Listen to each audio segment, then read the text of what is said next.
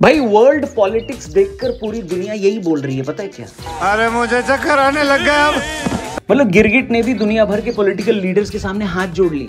गिरगिट समाज डरा हुआ है और ये कह रहा है कि हमारे 7 जनरेशन ने भी इतने रंग नहीं बदले जितना दुनिया भर के प्रधानमंत्री और राष्ट्रपति बदलते रहते हैं। मतलब कौन किसके साथ गले मिलता है और कब किसके पीठ पीछे बुराई करता है समझ ही नहीं आता।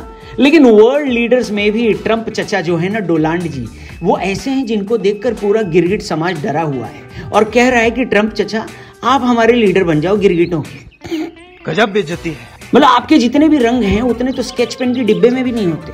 कभी आप इंडिया के ऊपर टैरिफ लगाते हो ये बोलकर कि इंडिया रशिया से तेल खरीद रहा है, फिर आप उसी रशिया के पुतिन साहब से मिल लेते हो और फिर पुतिन साहब आपका ऐसे काट के चले जाते हैं जैसे मोहल्ले के लौंडों का लड़कियां काट के चली जाती हैं।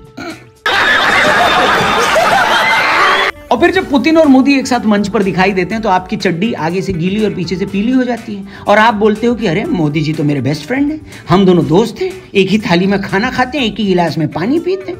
अरे मतलब हमने तो ये सुना था कि पॉलिटिक्स में कोई परमानेंट दोस्त या दुश्मन नहीं होता परमानेंट, लेकिन लोगों के पास दिमाग तो होता है ना चचा। अब जब ट्रंप ने वापस से मोदी को अपना जिगरी यार बता दिया है तो आइए जरा इस वीडियो में ये समझते हैं कि इंडिया अमेरिका के रिश्ते खराब क्यों हुए और क्या ट्रंप की लेटेस्ट स्टेटमेंट के बाद इंडिया अमेरिका वापस से दोस्त बनेंगे। US President Donald Trump made a U-turn, calling India-US relationship special. Breaking news coming in. Donald Trump had come out and said that India and US share a special relationship. Donald Trump says India and United States, they have a very special relationship.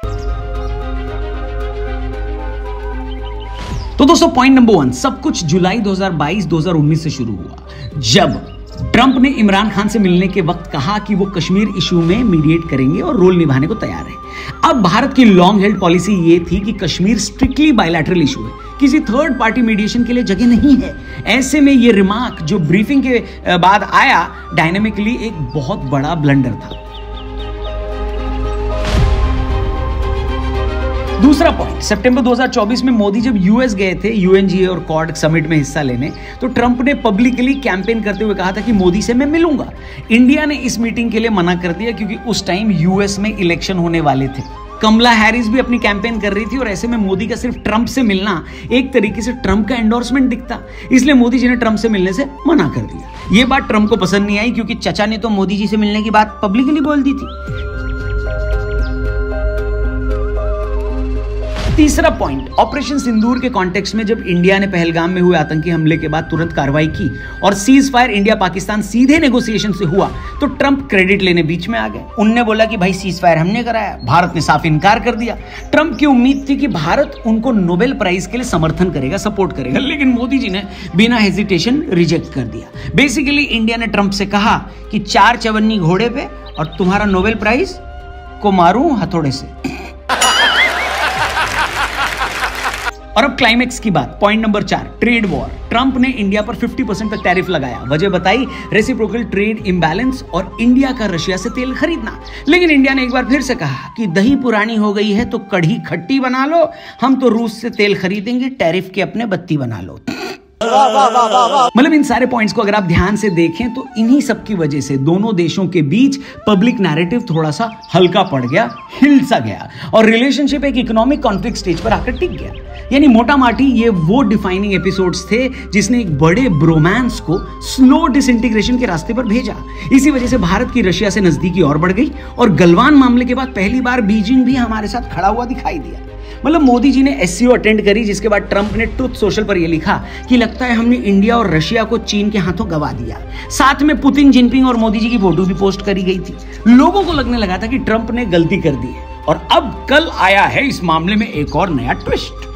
Donald Trump has made a dramatic U-turn and said that US has lost India to darkest China. In fact, he's now changed that statement as he's reaffirmed US-India ties. Mounting tensions over tariffs, a surprising thaw in India-US relations has emerged as President Trump called the partnership with India very special and assured that he and Prime Minister Modi will always be friends. White house में बैठकर Trump का मोदी प्रेम दोबारा जागा। जब reporter उनसे सवाल कर रहे थे तो उन्होंने कहा कि मैं मोदी के साथ हमेशा से दोस्त रहूंगा। भारत और अमेरिका का रिलेशनशिप बहुत स्ट्रांग है और इसके बारे में चिंता करने की कोई जरूरत नहीं है। I always will. I'll always be friends with Modi. He's great. Prime Minister, he's great.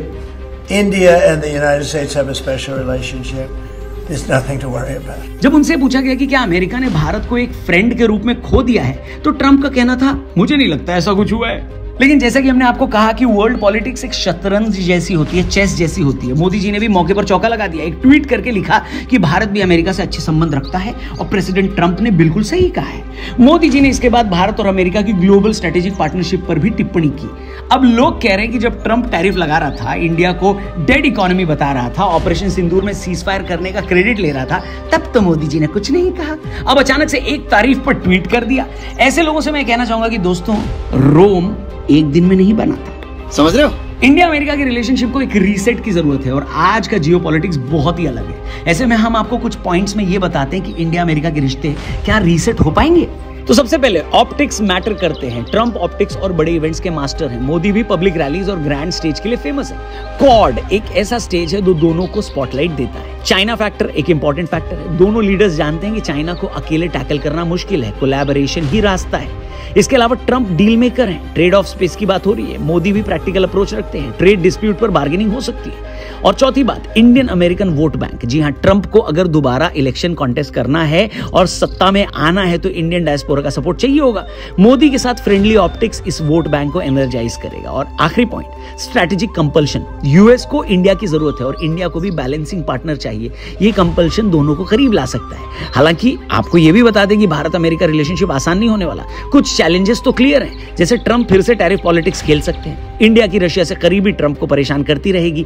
Trump का स्टाइल अनप्रेडिक्टेबल है। एक दिन दोस्ती तो अगले दिन ट्वीट में शादी के नाराज फूफा बन जाते हैं। और फिर इंडिया ओपनली किसी भी कैंप का हिस्सा नहीं बनना चाहता। ट्रंप को यह बात भी चुभती है। उनको चाहिए कि आसिम मुनीर जैसे, सॉरी नॉट मुनीर जैसे अपने आसपास जी हुजूरी करने वाले लोग हों।